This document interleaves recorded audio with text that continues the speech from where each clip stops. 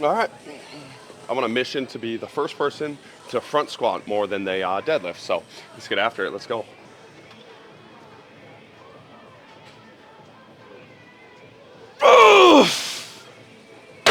Oh my God. YouTube, what is up?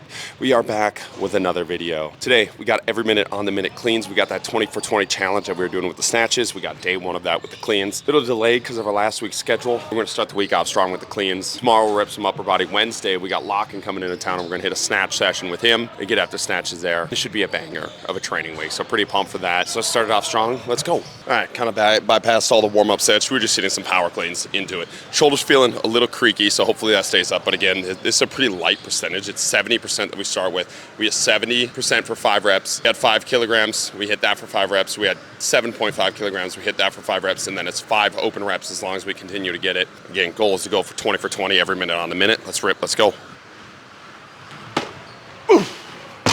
There's one.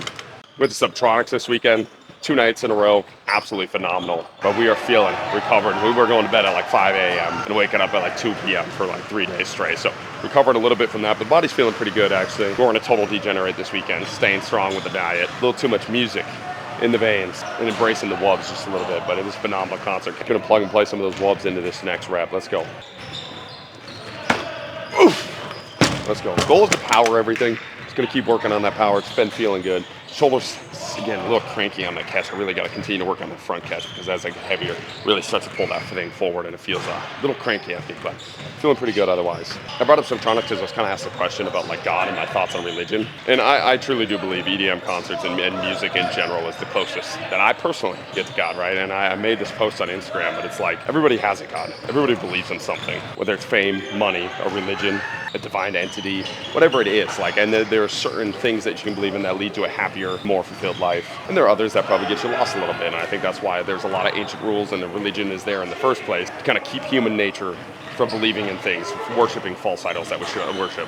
But I really do believe the thing that is most important is making sure you have a connection with some sort of divine entity that you can have a conversation with, right? Whether that's just grounding in the morning, whether that is a prayer practice, whether that is meditation. I feel like everybody has those connections where they feel like they're talking to something different. They're talking to somebody deeper. They're more connected in the ground. They're more present in their body, right? And that to me, that is what religion is. That is what God is.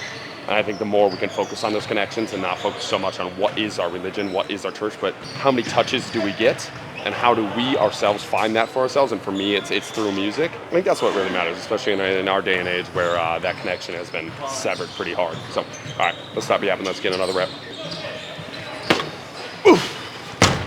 3, 2 more. Just because I'm not sure if that rant made total sense because I was rushing it in the minute that we had. Everybody's got a God. Everybody's got something they worship. Our churches are just different, and I think we should spend less time picking apart each other's churches and more time encouraging people to find what their church is for them to build that connection. I think we're going to be a happier, healthier race if we do that. It's definitely more productive than breaking down other people's churches. All right, let's go. 4th rep here. Oof. 1 more. All right, last rep here. Let's get it. Oof. Let's go. Add 5 kilograms. Keep ripping. All right, next 5 reps at this weight. Let's go. Keep it clean. 5 for 5. Oof. Oh yeah, I like that. Getting goals to continue to power these. And especially with this weight, I want to keep it clean, keep it fast and explosive. So get those reps in as we continue to go. Honestly, I think that every minute on the minute is probably going to be a little bit more beneficial for the snatches. Just because I have way more misses in my snatches, way more technical, and I'm just better at cleans. But we're going to approach it the same way with both of them to see where we get. Let's go. This every minute on the minute protocol is probably something I should have probably started with just to get those reps in, especially when we sucked. We get some of that technical work in. Thinking back when we first started snatches, probably would have been way more productive than continually sending it until we couldn't hit a 1 rep max, only because our 1 rep max was so small that we were only getting a couple reps in because we weren't strong enough. Now that we're strong enough, we get a lot more reps in. Honestly, like I don't know if this every minute on the minute is that many more reps than what I'm hitting when I'm building up to a 1 rep max anyways. It's probably just a little bit more consistent with the actual weight that we're using. All right, here we go, 3rd rep. 2 more here. God, I know I said this during the snatches, but I really got to bring a stopwatch so I can actually use my fucking phone instead of using that as a stopwatch to record. Sloppy. Let's go. Oh, those are clean. 1 more here. Let's go. Quick shout out to Gaff Apparel. They hooked us up with these hats. I got the question about like, how do I internship with you? And this apparel company is probably the perfect example of how you internship with me. There's two people that always reach out to do business. It's one, the people that reach out and focus on reaching out and putting the earnest on you. They want you to buy something from them or do business with them, but they put the earnest on you.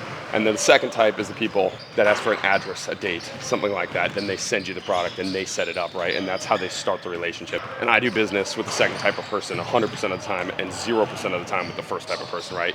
You have to pay attention to what your ask is the first time that you come to a person. And they sent me these 3 phenomenal hats. I'm actually going to do business with them. Their ask was just look at our product. Do you like it? The answer is yes. Now I'm going to purchase it rather than purchase my product. I need your time and money. I think it's a poor way to start a relationship, and I think a lot of people do that in the business world.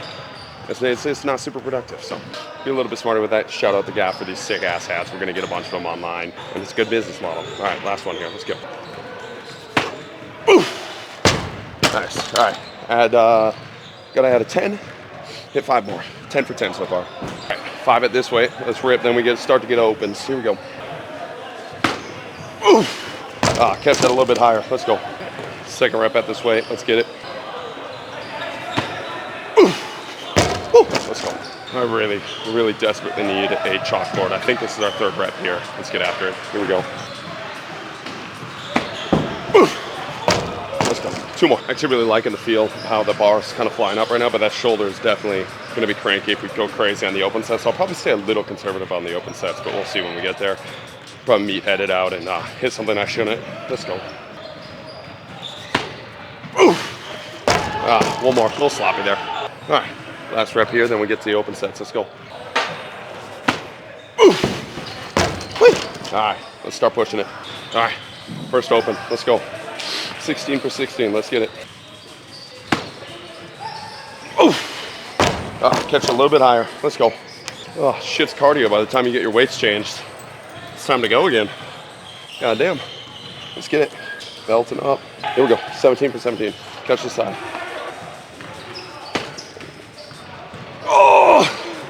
Oh, I bailed on that. Gotta catch it higher. I was a coward. Keep ripping. All right, let's get more of a power on this one. Let's go. 18 for 18. Here we go. A little better. Keep ripping. Come on, 2 more. All right, here we go. Let's go 19 for 19. Let's get it. One more. Let's get it. All right, last rep here. Go 20 for 20. Finish strong.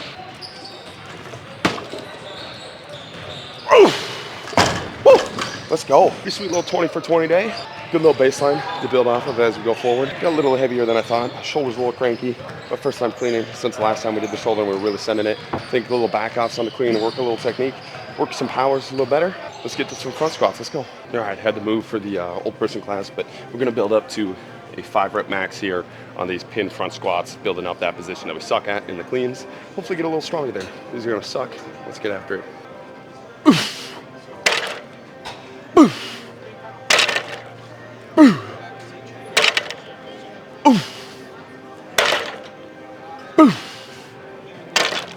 Let's go.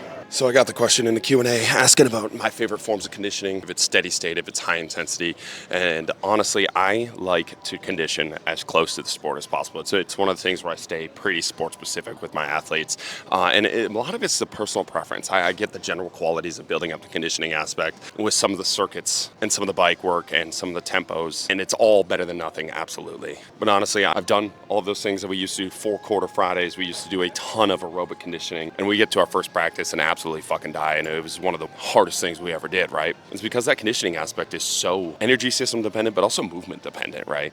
When you're doing a lot of these conditioning aspects, it has nothing to do with your sport. There's no technical or tactical stressors there. A lot of the constant movement in sport is a lot of reactionary stuff, a lot of cuts, a lot of high outputs, repeated bouts, and a lot of movement problem solving, right? Where you're actively solving a different movement problem every single time. And I think a lot of times this conditioning aspect doesn't touch on any of those aspects. So when you get to those stressors, it's a huge eye opener for a lot of athletes. Again, I'm not saying the steady state cardio is bad. I'm not saying biking is bad. I'm not saying tempo run is bad. All of this stuff is good. It has its place. I just think The next level of it is actually letting the small-sided games condition the athletes. Some of the contact prep stuff conditioning the athletes I really love, like grappling and wrestling type moves for our bigs at time and tempos that they're going to face in the sport. So maybe we're doing like hand fighting for 6 seconds on, 30 seconds off, and we'll do a bunch of bouts of that. T-shirt games are really another cool one to get a lot of movement problem solving done with a lot of conditioning aspect in, where you put a T-shirt in the back, you take your T-shirt off, you put it in behind, and then you're grappling with one person one-on-one, trying to pull their T-shirt out. You get a ton of contact prep stuff done there, and you'll be absolutely fucking gassed in it. And these games are one of the only things that I found to have that similar feeling of dying in a game, dying in the fourth quarter, right? And I think getting your athletes used to that is very powerful, and I think we're getting closer to the real conditioning aspect than we do just sitting on the bike or just sitting running tempos. And I also believe that the other aspect there is that we can develop a lot of other qualities while getting the conditioning done, and I think you can get a lot of bang for your buck in the same way Olympic lifting can be a huge bang for your buck exercise. I think a lot of these small-sided games, you can get a ton of movement problem solving done. You can get a ton of contact prep work done. You can teach the athlete some moves. You can teach the athlete how to understand somebody else's body. You can teach the athlete how to become a scorer while still getting these conditioning aspects done. I just think it's way more productive than sitting on a bike or Aerodyne. And again, we're obviously in a blessed situation where we have a bunch of athletes working with each other. But again, a lot of these coaches also have that very similar situation, and they just don't use it. So it's something I'd urge you to try if you do feel gas going into games, if your athletes feel gas going into games. Really emphasize that agility aspect, really emphasize those small-sided game aspects, and really try to break down the sport and condition in movements that are similar to their sport. Again, if they're grappling with the upper body a ton, I haven't found tempo runs to be the best conditioning aspect for those type of athletes. Same with running routes with athletes. I'd rather have athletes run a bunch of routes and work on catching a bunch of balls and work on their actual technical and tactical skills with the conditioning constraints of certain time and certain rest periods than just running straight tempo runs. So just my thoughts on conditioning. Again, none of the other stuff is bad. I don't want to be the charlatan that swears off all the other conditioning aspects. I just think there's a better way to do it. And I've found when you get to the actual games and practices, this stuff prepares the athletes a lot better, and you get a lot more done. And it's just way less boring as well, which some parts of training just do have to be boring, so that's not a great sell on it. But I think you can get athletes excited to get a lot of work done. Why aren't we doing that? It's a simple way to do it. All right, let's get after this next set. Let's go.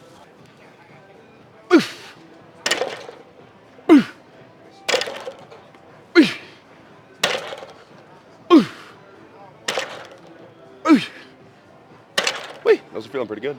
Since I put a 3 milligram Zin in, we're in Yap Fest right now. But the other question that I want to cover kind of ties into the conditioning aspect, where you got the question of how do you know what good strength conditioning content or fitness content on Instagram is? How do you know what the good versus the bad is? How do you distinguish between the two? And a lot of it comes down to just living and breathing the information that you might find valuable. I think you should look at stuff. Does it intrigue you? Does it make sense to you on the front end? Does it look cool to you on the front end? Does it look like it has some benefit to you on the front end? Then go try it out, right? That conditioning rant could be completely wrong for you. It could not work for you. But if it's something interesting, it's something intriguing, something that makes sense in your head, go try it.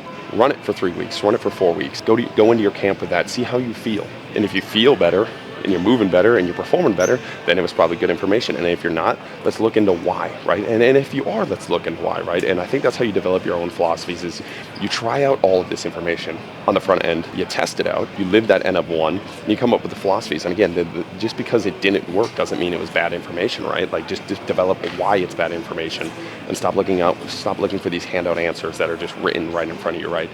There's so many things that I've read about. There's so many things that I've tried that made sense in the book, that made sense perfectly, philosophically wise, and I tried it out. It just did not work for me. It did not work for my athletes. Did not work in my setting. Did not work with my brain, right? And that doesn't mean that information is bad. It just means I had to try it, live it, and see if it worked for me, and it didn't. And now I know that, and now I can develop my own personal philosophies a little bit deeper based off of that. So the way to distinguish is to try, and not necessarily just making these decisions based off of what other coaches in the field that you look up to are making. That can be a good litmus test, right? Like if somebody is consistently putting out good information that is working for you, and they say something, it's probably a good piece of information, right? And if somebody's consistently putting out stuff that sounds stupid and doesn't work, it's probably consistently stupid and doesn't work. But I know a lot of dumb people that say smart things sometimes, and I know a lot of really smart people that say dumb things sometimes. So the only real way to distinguish is to try it for yourself and see if it works. All right, let's go.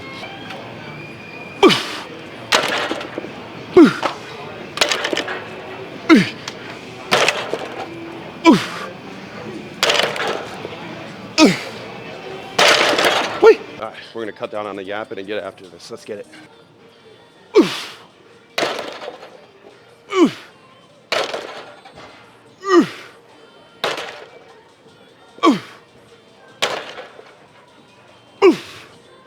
Oh yeah, those are spicy. That feels like a good leg press exercise.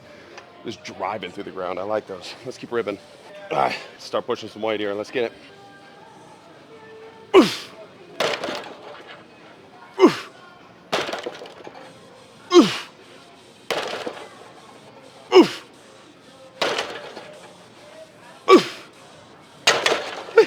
Let's do one more heavy set and then maybe work up to a single. Those are feeling pretty good. All right, this is gonna be a send, but if we want a clean 405, we better make it look light. Let's go.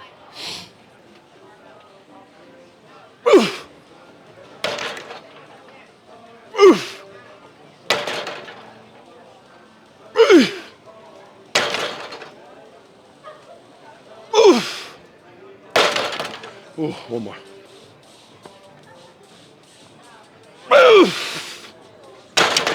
Woo. Let's go. Good set. Let's see how heavy we're gonna push it for Singy. Let's go. All right, the last set was sickening. Let's send this for a little bit. Let's go. Woo. Let's go. One more set. All right. I'm on a mission to be the first person to front squat more than they deadlift. So let's get after it. Let's go.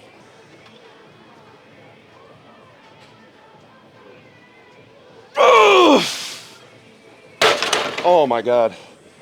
Oh, holy shit, that was a fucking send. Oh my God. We're gonna finish off with some sets of overhead squats just to continue to build that up. Then I'll hit some leg machines. I'll record the overhead squats. I won't record the leg machines. Too busy over there. Then we'll say goodbye. Let's get after it. Holy fuck. All right, we're gonna hit 2 to 3 sets of 8 here. This is an absolute liability movement for me. I did one warm-up set with the bar and the fucking mobility of that shoulder. It's tenderized, bro. So we gotta get better at this one if we wanna snatch a lot of weight. Let's keep progressing, let's go.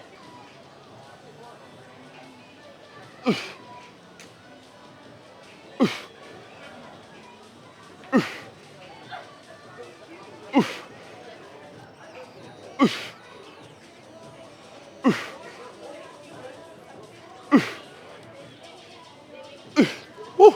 That set felt better. Let's go. All right, set number 2 here. We'll do 3 sets. Goal is not to absolutely destroy ourselves on these. Just get that shoulder opened up, ready for Wednesday. Continue to pound that overhead position. Try not to fuck up that shoulder. Let's get it.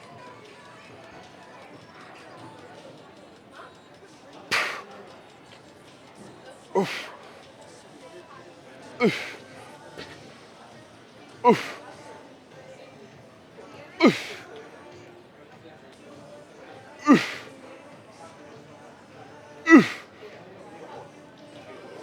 Woo. One more set there, then we'll say bye. Last little set here. Double the weight. Probably should be there's probably gonna be a little bit of send after what we just got done talking about, but should feel spicy. Let's get it. Here we go. Oof. Oof. Oof. Oof. Oof. Oof. Oof. Woo! Let's go. Good little day. Appreciate you guys watching. Let's get after it tomorrow. Keep chopping wood.